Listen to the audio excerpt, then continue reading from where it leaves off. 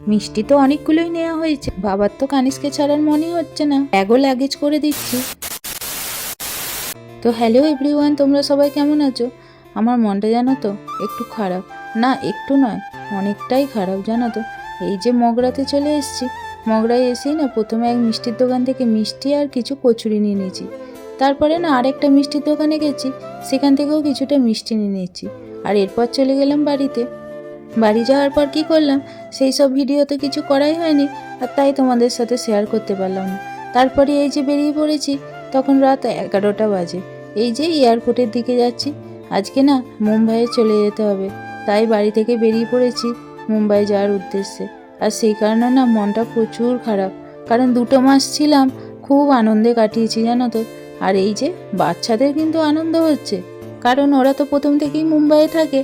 আর সবথেকে বড় কথা, আগের এক ভিডিওতে বলেছিলাম যে বড়মশাই চলে গেছে মুম্বাই, তাই ওদের আনন্দ হচ্ছে কখন একটু পাপার সাথে দেখা করব, কারণ অনেক দিনই হলো পাপার সাথে দেখা হয়নি।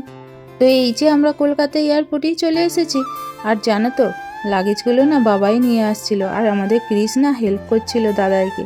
আর এর মধ্যে না কানিজকেও কোলে তুলে নিচ্ছে। আমার বাবার মনটা না প্রচুর খারাপ হচ্ছে, কারণ 2 নাতিকে নিয়ে না বেশ আনন্দে দিনগুলো কাটাচ্ছিল, আর এই যে চলে যেতে হচ্ছে, তার জন্য বাবার তো প্রচুর মনটা খারাপ, আর তার সাথে আমারও খুব মনটা খারাপ।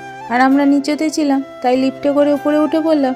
আর এই যে বাবা যতটা পাচ্ছে আমাদেরকে একটু হেল্প করে দিচ্ছে, আর বাবা চাইছে যতক্ষণ দেখা হয় কথা হয়, সেই কারণে না বাবা যেতেই চাইছে না। আর এই যে আমরা ভেতরে চলে এসেছি, কিন্তু বাবা ঠিক বাইরে দাঁড়িয়ে না আমাদেরকে দেখেই যাচ্ছে। বাবা ভাবছে দাঁড়িয়ে থেকে যতক্ষণ দেখা যায়। আমার তো মনটা ভীষণই খারাপ হয়ে গেছে, কিন্তু মন খারাপ হলেও 2 ছেলেকে নিয়ে আমাকে তো মুম্বাই যেতেই হবে, তাই ব্যাগগুলো লাগেজ করার জন্য লাগেজের জায়গায় চলে গেলাম। তো চলো টাটা।